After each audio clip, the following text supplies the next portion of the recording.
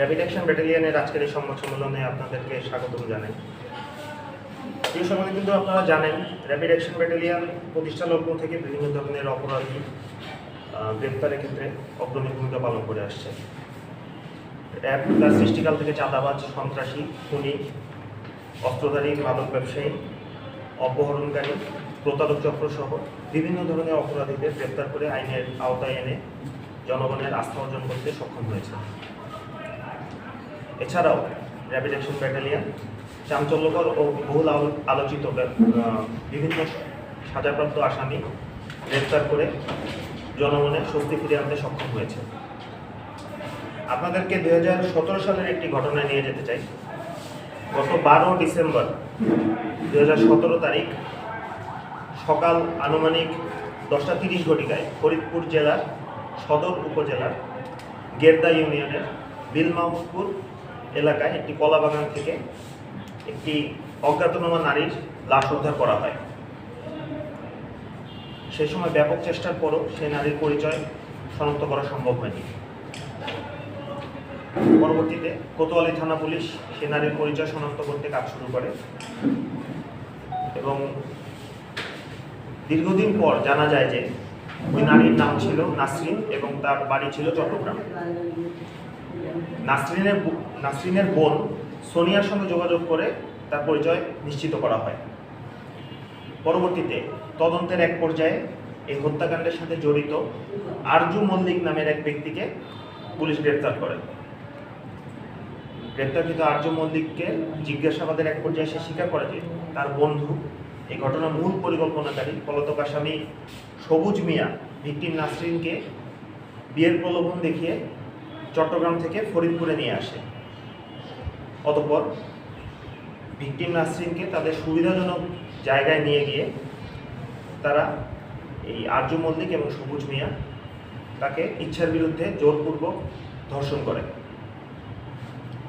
ধর্ষণের পর ভিকটিম নাসরিন যখন তাদেরকে বলে যে আমি বিষয়টি পুলিশকে জানিয়ে দেব, তখন এই আরজু মল্লিক এবং সবুজ মিয়া দুজনে মিলে ভিকটিম নাসরিনকে শ্বাসরোধ করে নৃশংসভাবে হত্যা করে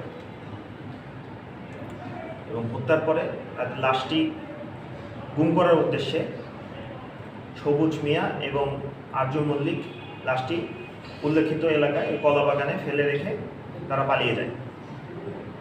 উক্ত ঘটনা তৎকালীন সোশ্যাল মিডিয়া সহ সর্বত্র ব্যাপক আলোচিত হয় এবং সুশীল সমাজের বিবেককে নাড়িয়ে দেয়। উক্ত ঘটনায় পুলিশ বাদী হয়ে অজ্ঞাতনামা আসামিদের বিরুদ্ধে গণধর্ষণ এবং একটি হত্যা মামলা দায়ের করে। পরবর্তীতে মামলার তদন্তকারী কর্মকর্তা তদন্ত শেষে আরজু মল্লিক এবং সবুজ মিয়াকে আসামি করে গত 19 ডিসেম্বর 2018 তারিখ একটি অভিযোগপত্র দায়ের করে। বিজ্ঞ আদালতের নারী ও শিশু নির্যাতন দমন ট্রাইব্যুনাল উক্ত ঘটনার বিচারকার্য সম্পন্ন করে গত 25 ডিসেম্বর 2023 তারিখ উল্লেখিত এই আলোচিত এই ধর্ষণপূর্বক হত্যা মামলার সাথে জড়িত সবুজ মিয়া এবং আরজু মল্লিককে মৃত্যুদণ্ডাদেশ এবং প্রত্যেককে 1 লাখ টাকা করে জরিমানা প্রদান করে। রায়ের সময় ধৃত আসামি সবুজ মিয়া পলাতক থাকায় তার বিরুদ্ধে মৃত্যুদণ্ডাদেশে গ্রেপ্তারি পরোয়ানা জারি করা হয় বিজ্ঞ আদালত থেকে। ইতিমধ্যে ঘটনাটি বিভিন্ন প্রিন্ট মিডিয়া, সোশ্যাল মিডিয়া এবং দেশব্যাপী ব্যাপক চাঞ্চল্যের সৃষ্টি করে এবং রায়ের পরপরই rapid action battalion 10 CPC 3 Faridpur ক্যাম্পে গোয়েন্দা দল এই অপরাধী সবুজ মিয়াকে গ্রেপ্তারের উদ্দেশ্যে গোয়েন্দা নজরদারি বৃদ্ধি করে। এরই ধারাবাহিকতায় গতকাল দ্যাট মিনস 13 জুলাই 2024 তারিখ রাত আনুমানিক 9:30 ঘটিকায় র্যাব 10 CPC 3 ফরিদপুর ক্যাম্পের একটি আভিযানিক দল রাজধানী ঢাকার সূত্রাপুর থানাধীন নারিন্দা কাঁচাবাজার এলাকায় একটি অভিযান পরিচালনা করে। উক্ত অভিযানে 2017 সালে ব্যাপক আলোচিত ও চাঞ্চল্যকর গণধর্ষণপূর্বক হত্যা মামলার এই মৃত্যুদণ্ডাদেশপ্রাপ্ত আসামি সবুজ মিয়াকে গ্রেপ্তার করা হয়।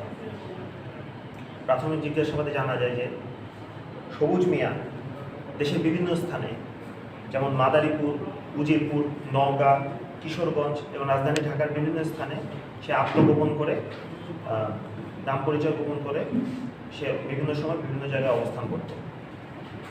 এবং এও জানা যায় যে সবুজ মিয়া একাধিক বিবাহ করেছে এবং দেশের বিভিন্ন প্রান্তে এই বিবাহ সূত্রে সে আত্মগোপন করে থাকার একটা সুযোগ খুঁজত।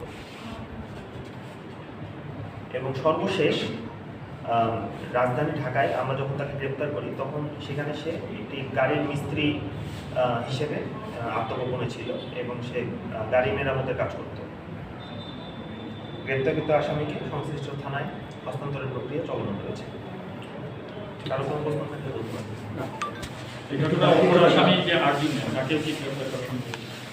অপর আসামি আর্জুন মল্লিক উনি আগে থেকে গ্রেপ্তার ছিলেন, রায়ের আগেই উনি গ্রেপ্তার ছিলেন, উনি জেলে হেফাজতে আছেন।